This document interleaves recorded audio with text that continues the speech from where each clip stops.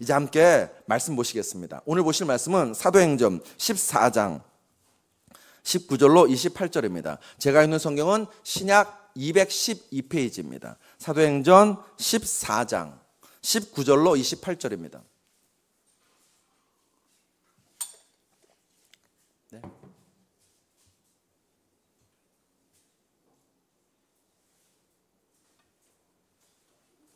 됐습니다. 네. 사도행전 14장 19절로 28절입니다. 우리 김윤기 집사님은 그 뒤에 성경 좀 갖다 주시겠어요? 윤태영 성도님, 저 성경 보시는 게 더 나으실 것 같아요. 네. 사도행전 14장 그냥 주시면 됩니다. 네. 사도행전 14장 19절로 28절입니다. 다 찾으셨나요? 네. 그러면 같이 읽겠습니다. 제가 한 절 읽고 여러분이 한 절 그렇게 같이 읽겠습니다. 유대인들이 안디옥과 이고니온에서 와서 무리를 충동하니 그들이 돌로 바울을 쳐서 죽은 줄 알고 시외로 끌어내치니라.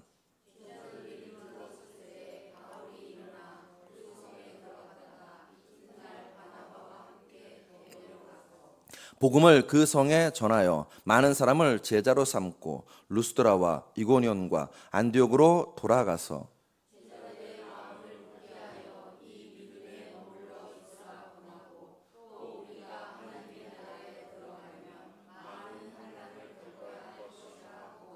각 교회에서 장로들을 택하여 금식 기도하며 그들이 믿는 주께 그들을 위탁하고 말씀을 버가에서 전하고 아달리아로 내려가서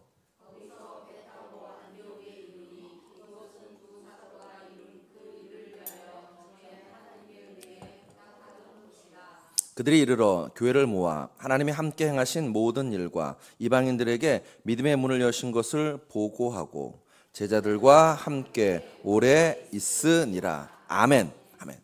이 말씀에 근거하여서 친숙이 성숙이다, 친숙이 성숙이다 라는 말씀을 함께 나누도록 하시겠습니다. 한번 따라 하실까요? 친숙이 성숙이다.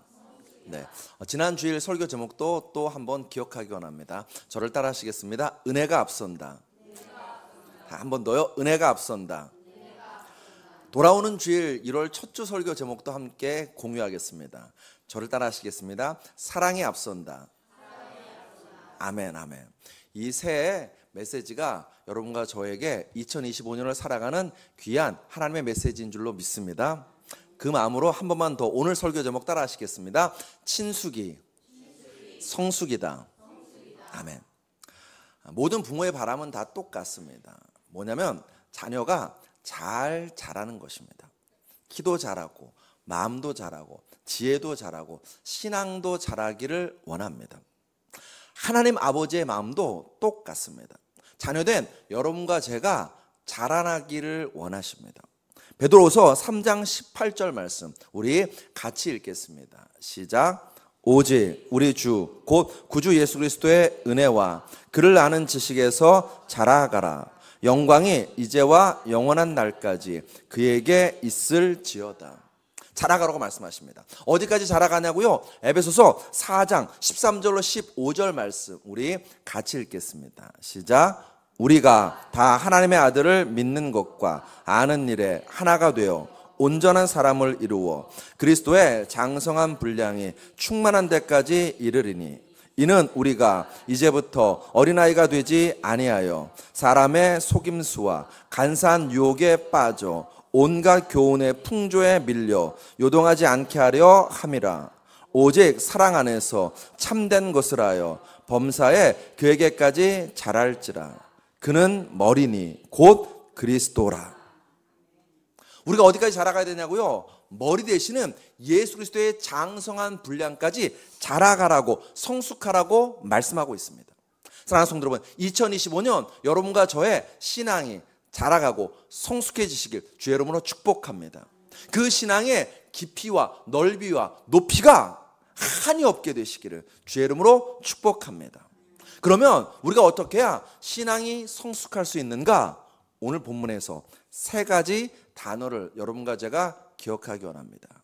자, 첫째, 저를 따라 하시겠습니다. 신앙성숙이란 고난 친숙이다.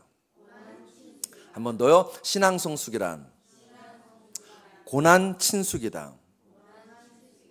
본문은 바울의 1차 선교여행을 기록하고 있습니다. 바울이 여러 도시를 돌아오면서 선교를 했습니다. 그리고 이제 돌아가려고 합니다. 직진해서 돌아가지 않습니다. 바울은 자신이 그동안 선교했었던 도시들을 다시 거꾸로 돌아갑니다. 루스드라, 이고니온, 안디옥 같은 도시를 재방문합니다. 여러분, 그래서는 안 됩니다. 왜냐하면 그 도시들에게는요 죄송해요. 그 도시에는 바울을 적대하는 사람들이 굉장히 많았습니다. 그래서 다시 방문하면 안 되는데 굳이 바울은 다시 방문합니다. 왜냐하면 성도들의 믿음을 굳건하게 해주기 위해서, 그들의 신앙을 탄탄하게 다져주기 위해서입니다.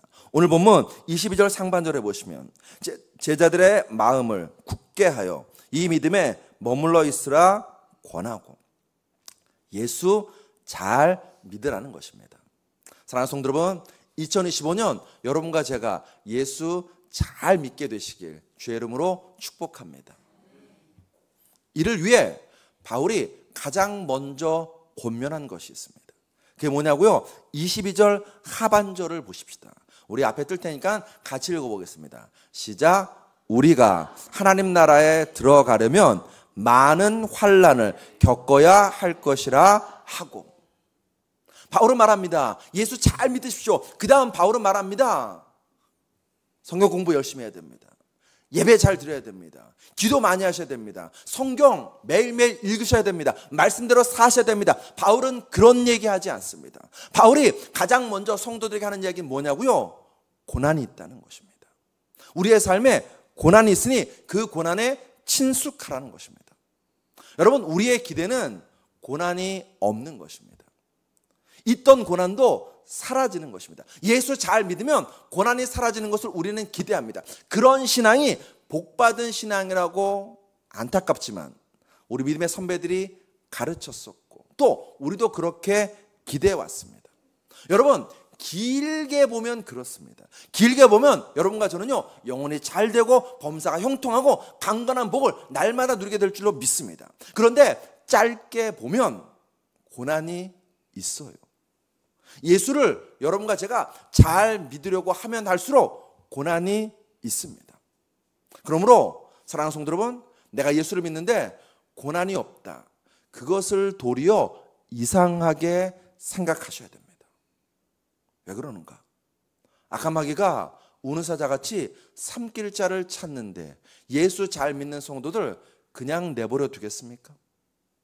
여러분과 저는 자본주의 사회에 살고 있는데 하나님 뭐라고 하십니까? 하나님과 재물을 겸하여 섬기지 말라고 하셨습니다. 그러면 그 자본주의 사회에서 여러분과 저는요, 굉장히 어려움을 당하게 됩니다. 뿐만 아니라 성경의 가치와 세상의 가치는 정반대입니다. 그 정반대 속에서 살아갈 때 우리 인생 가운데 고난이 없겠습니까? 어느 목사님이 그런 얘기 하시더라고요. 불편함이 은총이다. 저는 이 말이 정말 가슴에 와닿고 울림이 있었습니다. 불편함이 은총이다. 저도 이런 말을 할 수 있었으면 좋겠습니다. 그리스도인답게 살려고 하니 불편하네요. 손해보는 것이 있네요. 힘든 줄 알았는데, 불편한 줄 알았는데, 아니요, 지나고 보니 그것이 하나님의 은총이었네요. 그런 깨달음, 그런 삶이 있기를 원합니다. 여러분, 불편함이 은총이다, 이 말이 불편하면 우리의 신앙은 껍데기입니다. 이 말에 아멘할 수 있으면 여러분과 저는요, 예수를 잘 믿고 있는 것입니다. 생각해 보세요. 화분에 심겨진 나무가 큰 거목이 될까요? 산에 심겨진 나무가 큰 거목이 될까요? 그렇죠. 산에 심겨진 나무입니다. 여러분, 사실 보면은 화분에 심겨진 나무는요, 기르는 사람이 때마다 물 줘, 때마다 영양 줘, 때마다 흙 바꿔줘. 또 따뜻하게, 날씨가 추우면 따뜻한 곳에 안전하게 지켜줍니다. 화분의 나무는요, 그 기르는 사람이 정말 안전하게 잘 보호해 줍니다. 그러면 거목이 돼야 되는데 아니요, 화분의 나무는요 잘 죽습니다. 크지 않습니다. 반면 산속의 나무는요 모든 것이 불편합니다. 여름 때압볕이 힘들어요. 비바람이 모질어요. 겨울에 추위, 눈보라가 너무너무 힘겨워요. 뿐입니까? 가끔가다 큰 기근이 닥쳐서 나무가 메말라갈 때도 있습니다. 새들이 둥지를 틉니다. 동물들이 가지를 꺾을 때도 있습니다. 그런데 그 불편과 고난을 묵묵히 참고 견뎌내면 그 산속의 나무는요 하늘을 닿는 큰 거목이 될 수 있습니다. 고난의 연속이지만 그 고난을 견디면, 믿음으로 견디면 여러분과 저의 신앙도 믿음의 거인 되는 줄로 믿습니다. 예수님 말씀하셨습니다. 마태복음 5장 11절로 12절. 나로 말미암아 너희를 욕하고 박해하고 거짓으로 너희를 거슬러 모든 악한 말을 할 때 너희에게 복이 있나니 기뻐하고 즐거워하라. 하늘에서 너희의 상이 큼이라. 너희 전에 있던 선지자들도 이같이 박해하였느니라. 고난이 있다고 예수님 말씀하십니다. 예수님만 그렇게 말한 것이 아닙니다. 로마서 8장 17절로 18절에 자녀면 또한 상속자 곧 하나님의 상속자요 그리스도와 함께한 상속자니 우리가 그와 함께 영광을 받기 위하여 고난도 함께 받아야 할 것이니라. 생각건대 현재의 고난은 장차 우리에게 나타날 영광과 비교할 수 없도다. 로마서에서도 여러분과 저에게 말합니다. 너희가 예수를 믿으려고 할수록 너희의 인생 가운데 고난이 있다고. 물론 그 고난은 장차 나타날 영광에 비하면 아무것도 아니지만 분명 고난이 있다고 말합니다. 고난 있습니다. 예수 잘 믿으려고 할수록 고난이 클 수 있습니다. 사랑하는 성도 여러분, 그 고난에 친숙하십시오. 예수 잘 믿기 위해서 당하는 고난과 불편은 그리스도인 된 표지입니다. 그리스도인은 세상에 안주하는 자가 아니라 세상을 변혁하는 자입니다. 여러분과 저는요 세상을 거슬러 올라가는 연호입니다. 그러므로 사랑하는 성도 여러분, 어떤 고난 가운데 있을지라도 오히려 기대하십시오. 내 믿음이 이 고난을 통해서 자라고 있구나. 내가 이제 이 고난과 견딜 수 없는 영광을 누리게 될 것이라고 기대하는 2025년 되시기를 주의 이름으로 축복합니다. 십자가 고난을 지났더니 부활의 영광이 찾아왔습니다.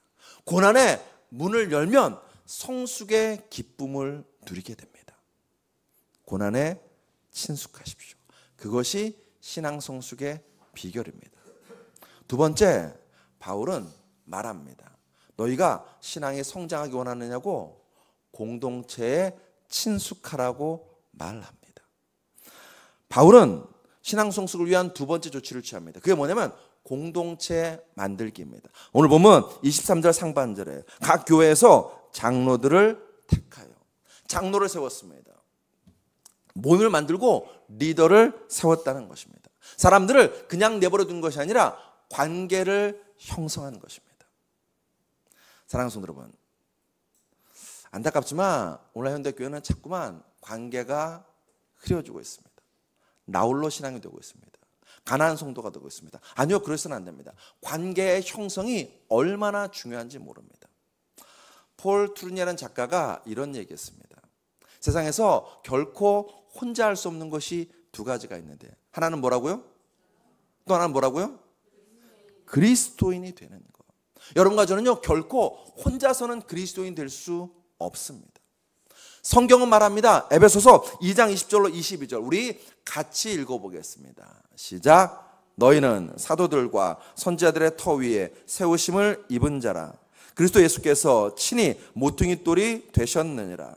그의 안에서 건물마다 서로 연결하여 주 안에서 성전이 되어가고 너희도 성령 안에서 하나님의 거하실 처소가 되기 위하여 그리스도 예수 안에서 아멘. 아멘. 그리스도 예수 안에서 여러분과 저는요 함께 지어져 가는 존재입니다. 우리는 서로 연결하여서 함께 지어져 가는 존재입니다. 그러므로 신앙생활에서 정말 중요한 단어는요 서로와 함께입니다. 성경은 그리스도인을 결코 나홀로 존재로 이야기하지 않습니다.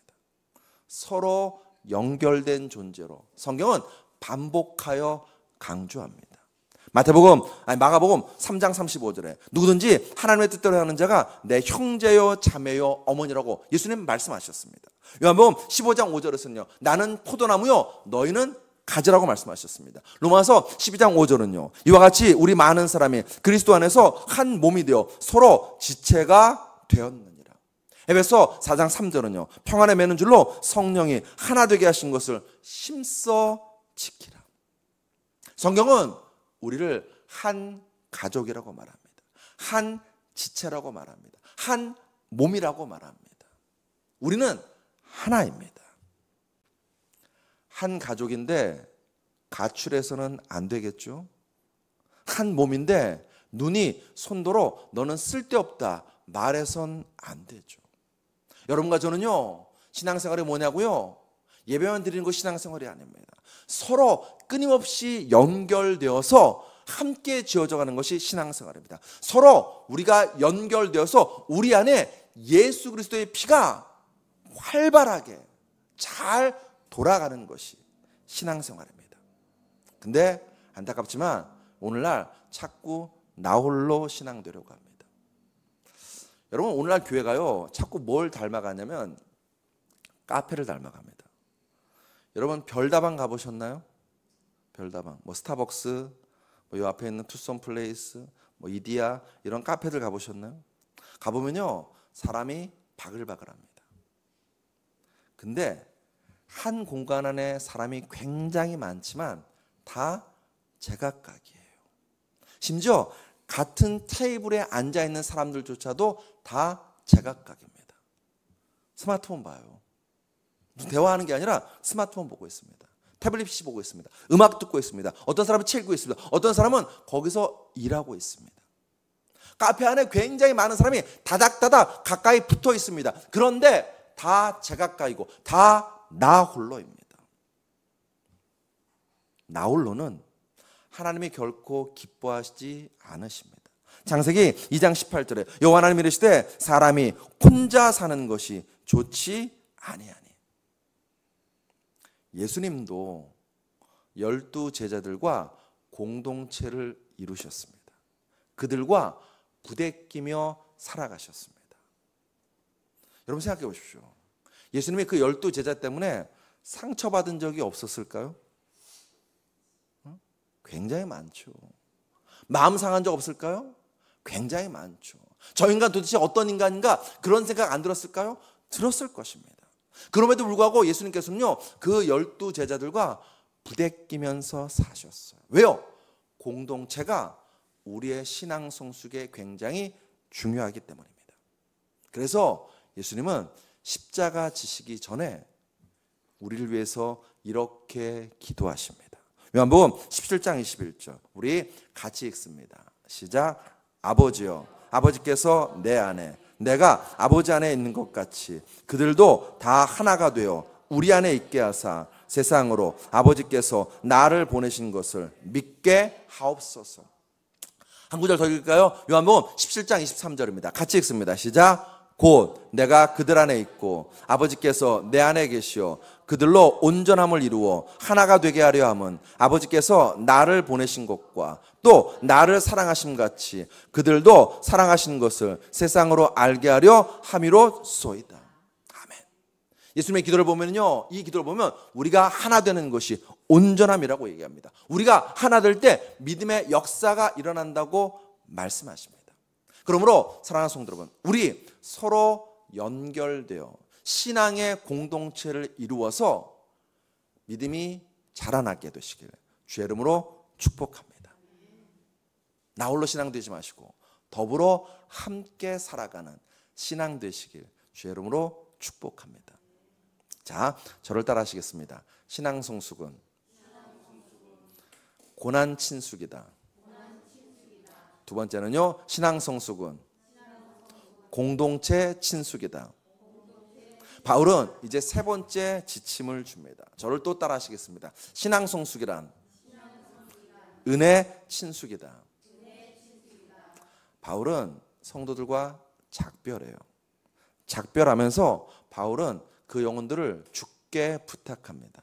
오늘 보면 23절 하반절에 그들이 믿는 주께 그들을 위탁하고, 주께 위탁했다는 것은 주님의 은혜에 그들을 맡겼다는 것입니다. 오늘 보면 26절에 거기서 배 타고 안디옥에 이르니 이곳은 두 사도가 이룬 그 일을 위하여 전에 하나님의 은혜에 부탁하던 곳이라.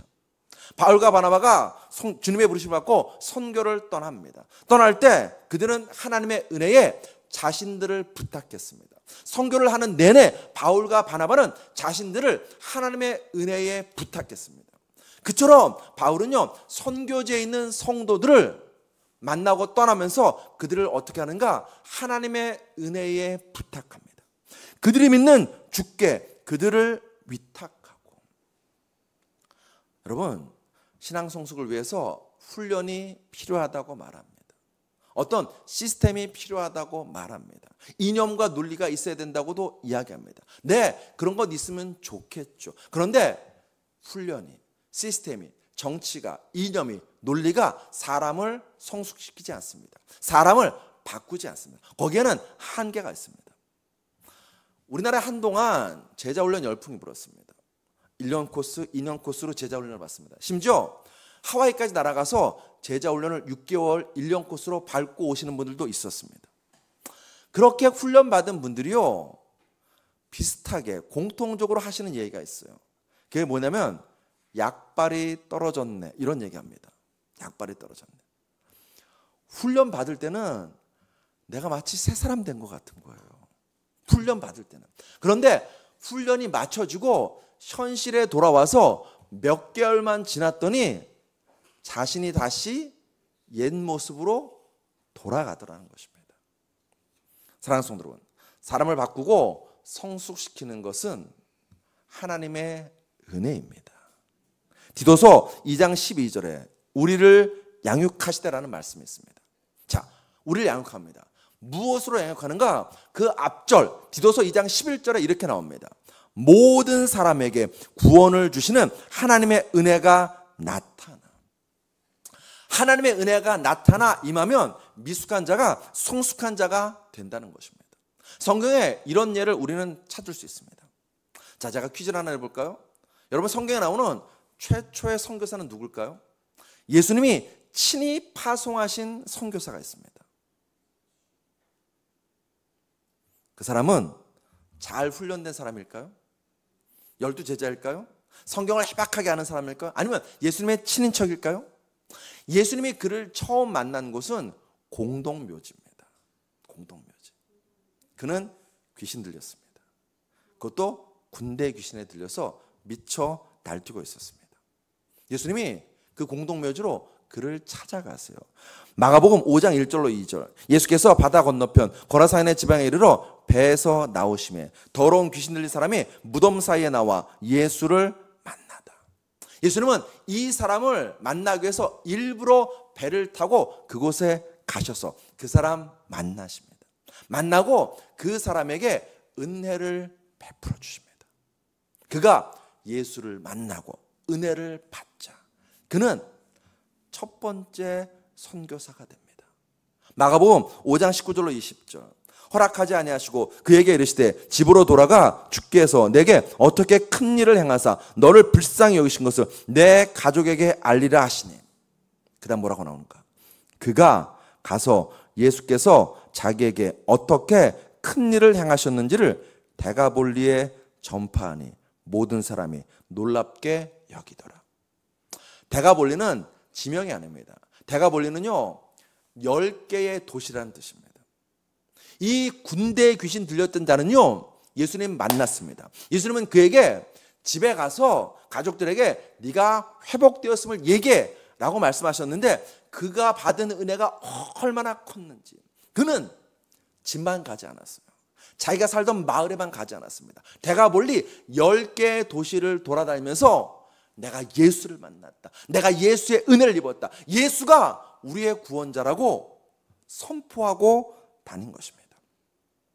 은혜가 임하자 군대에 귀신 들려서 미쳐 날던 자가 첫 번째 선교사가 되었습니다. 그러므로 사랑하는 성도 여러분, 2025년 날마다 은혜의 보좌 앞에 나아가십시오. 가셔서 내 안에 있는 쓴뿌리부터 시작하여서 억울함, 원통함, 답답함 토로하시고 하나님의 은혜를 구하십시오. 하나님, 내게 하나님의 은혜가 필요합니다. 우리 가정에 하나님의 은혜가 필요합니다. 우리의 부모에게 하나님의 은혜가 필요합니다. 우리의 자녀에게 하나님의 은혜가 필요합니다. 우리의 교회, 우리나라에 하나님의 은혜가 필요합니다라고 은혜의 보좌 앞으로 달려나가시기를 주의 이름으로 축복합니다. 히브리서 4장 16절 우리 같이 읽습니다. 시작. 그러므로 우리가 긍휼하심을 받고 때를 따라 돕는 은혜를 얻기 위하여 은혜의 보좌 앞에 담대히 나아갈 것이니라. 은혜의 자리가 성숙의 자리입니다. 그러므로 사랑하는 성도 여러분, 예배 드리러 나오실 때 그냥 나오지 마시고 정말로 은혜를 갈망하시면서 나오시는 2025년 될 줄로 믿습니다. 말씀을 정리합니다. 우리의 신앙 성숙은요, 고난 친숙에 있습니다. 우리의 신앙 성숙은요, 공동체 친숙에 있습니다. 우리의 신앙 성숙은요, 은혜 친숙에 있습니다. 이것을 한마디로 줄이면 우리의 신앙 성숙은요, 예수 친숙에 있습니다. 예수님이 여러분과 저에게 말씀하세요. 요한복음 12장 26절 사람이 나를 섬기려면 나를 따르라. 나 있는 곳에 나를 섬기는 자도 거기 있으리니 사람이 나를 섬기면 내 아버지께서 그를 귀히 여기시리라. 예수님 우리에게 말씀하세요. 너희 나 따라와. 다른 데 가지 말고 나 따라와. 3번이나 스승을 부인한 베드로에게도 예수님은 다른 말씀하지 않으십니다. 나 따르라고 말씀하십니다. 요한복음 21장 19절에 베드로에게 이르시되 나를 따르라 하시니. 나를 따르라. 매일매일 예수님 따라가십시다. 가까이, 더 가까이 예수님께 나아가는 2025년 되십시다. 나를 가장할 필요 없습니다. 나를 꾸밀 필요 없습니다. 나를 화장할 필요도 없습니다. 여러분과 제가 생얼 그대로, 있는 모습 그대로 주님께 나아가면, 주님께 가까이 나아갈수록 여러분과 저는요, 예수 그리스도의 형상으로 화하고 장성한 분량까지 자라나는 역사가 일어나게 될 줄로 믿습니다. 친숙이 성숙입니다. 예수님과 친숙해지면 우리의 신앙은 성숙해집니다. 그래서 17세기 청교도인 제로마이어 버로우즈라는 분이 이런 이야기했습니다. 우리 같이 읽어보시겠습니다. 진정한 신앙 성장은 우리 자신의 노력과 결심이 아닌 그분과의 연합에서 흘러나온다. 아멘. 사랑하는 성도 여러분, 2025년 꿈꾸십시오. 예수님과 연합된 삶, 예수 따라가는 삶, 예수 닮는 삶을 꿈꾸십시오. 예수님과 친숙한 삶을, 하나님 아버지와 친밀한 삶을 꿈꾸시고 추구하십시오. 많은 전문가들이 말합니다. 어려울 거라고, 더 어려워질 거라고 말합니다. 맞아요. 경제를 잘 모르는 제가 봐도 우리나라가 위태위태하고 정말 불안해 보입니다. 다른 곳에 답이 없습니다. 우리의 해답은 예수 그리스도, 우리의 정답은 예수 그리스도, 우리의 희망은 예수 그리스도 한 분뿐이십니다. 예수님과 친숙해짐으로 우리의 신앙이 성숙해지는 2025년 되시기를 주의 이름으로 축복합니다. 기도하시겠습니다.